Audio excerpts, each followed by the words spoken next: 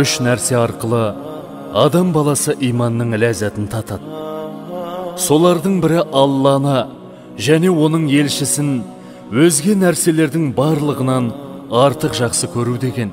Алла елшісі Алланың игілігімен сәлемі болсын. Міне осы хадиске амал еткен сахабалар пайғамбарымызды барлығынан да артық жақсы көре білді. Тіпті өз жандарынан да артық жақсы көрген сахабалардың пайғамбарға деген шынайы махаббаты әмбеге үлгі.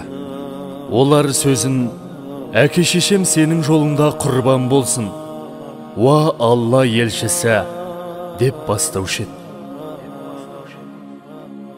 Ислам тарихында ерекше орын алған Худайбия келісіміне келген мүшріктерден болған Уруа, Кисраның, Римнің небір патшаларды және олардың қызметшілерін көрдім.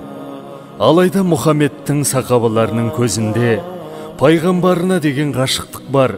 Ешқайсысы пайғамбарға жай көзбен қарамайды деп, пайғамбарға ғашық жандардың махаббатына тәнті болып таңдай қаққан болатын. Олардың Алла елшісіне деген махаббаты терең болғаны соншалық. Пайғамбарымыз дүние салғанда Хазіреті Омардай, Алла оған разы болсын, парасатты сахабаның өзі мұны қабылдай алмай, кім Мұхаммедті өлді десе, мен оның басын шабамын деп аласұрған болатын. Бұл Омардың махаббаты еді.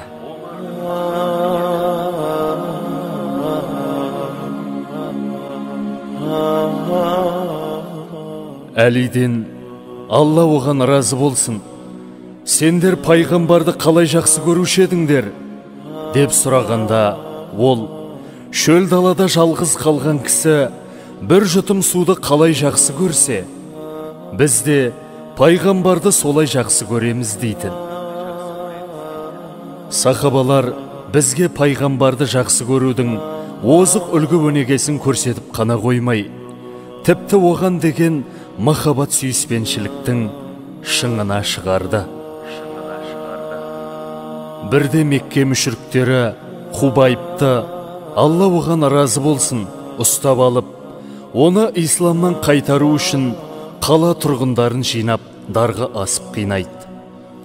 Тірдей дене мүшелерін кесіп алып, тілімдеп жатып мүшіріктер оған: «Ей, Хубайб, Мұхаммед қазір көлеңкеде рахаттанып отыр. Ал сен соған ерем деп азап тартудасың. Сенің орныңа оның болғанын қалар медің?»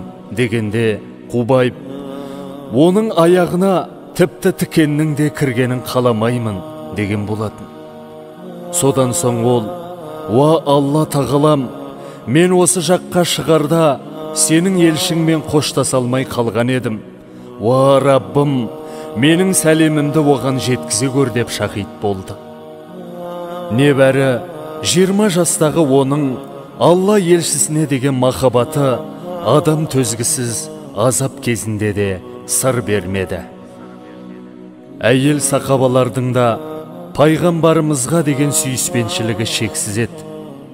Ухуд шайқасында жан алысып, жан берісіп жатқан кезде пайғамбарымыз: «Оң жағымда да, сол жағымда да сол Нәсибаны көрдім» дейді.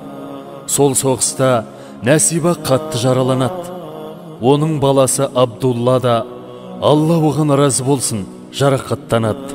Сөйте тұра баласына: «Ей балапаным, Алланың елшісін қорға» деп бар ойы пайғамбардың амандығында болатын.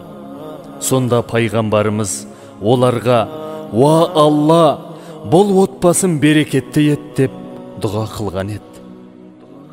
Сол Ухуд шайқасында пайғамбарымыз өлді деген хабар тарайды. Мұны естіген Сумайра анамыз да, Алла оған разы болсын, пайғамбарымызды аласұра іздейді.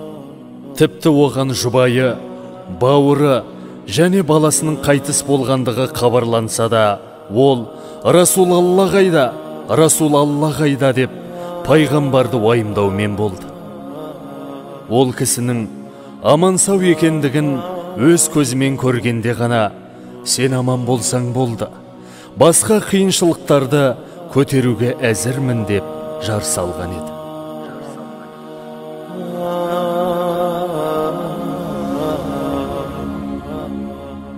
Бірде бір бәдәуи келіп, «Уа Алланың елшісі, қиямет қашан болады?» дегенде ол, «Сен ол күнге не әзірледің?» деп оның өзіне қарсы сұрақ қояды. Сонда ол ең сүйікті жанның мұндай үрейлі сауалына не дерін білмей абдырап қалады. Көңілдегі қорқыныштан дауысы дірілдеген халде, «Я Расулалла, менің берген көп садақамда жоқ, көп жақсылығымда жоқ. Алайда мен Алла мен оның елшісін жақсы көремін» деген жүрек түбіндегі сөзін айтады. Сонда пайғамбарымыз оның жабырқап қалғанын байқап, адам кімді бәрінен артық жақсы көрсе, қияметтің күні сонымен бірге болады дейді.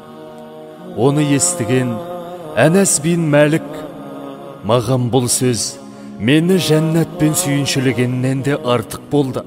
Себебі мен Алла мен оның елшісін қатты жақсы көруші едім» дейді. Міне, саңлақ сахабалардың, әлемдердің рахым нұры болған сүйікті пайғамбарымызға деген махаббаты осындай болған еді.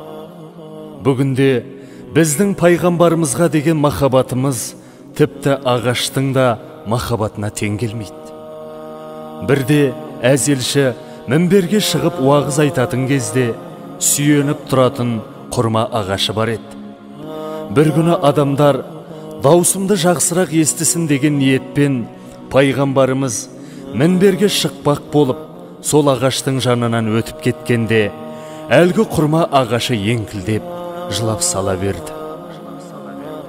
Сонда әз пайғамбар ағаштың қасына келіп, қолын қойып сипаған кезде жас бала секілді өксігін басқан болатын.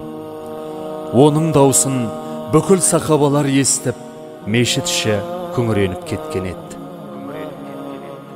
Құранда, «Расында сендерге араларыңнан ардақты бір пайғамбар келді. Қиналғандарың оған ауыр тиеді. Сендерге өте ынтық, мүміндерге өте жұмсақ, ерекше мейірімді» деген аят ардақты елшінің бізге деген махаббатын паш етуде. Бірде мүбәрәк пайғамбар сахабалармен отырғанда бауырларын есіне алып жылайды. Сонда сахабалар, «Уа Алланың елшісі, сенің бауырларың біз емеспіз бе?» деп сұрағанда, әзелші, «Сендер менің сахабаларымсыңдар. Менің бауырларым мені көрмей иман келтіріп, мені қатты жақсы көретіндер. Тіпті олар мені өзінің баласынан да, әкесінен де артық жақсы көреді. Мен де оларды жақсы көремін» деп көзіне жас тола жауап қатқан болатын. Үмбетіне соншама жанашырлық танытқан пайғамбарды қалайша сүймейсің? Тіпті Алланың өзі ол асыл жанды сүйетінін білдіріп, Хабибулла деген жоқ па? Ал енді Алланың өзі сүйетін ардақты жанды неге сүймеске? Неге оның айтқанын өз қалауымыздан үстем қоймасқа?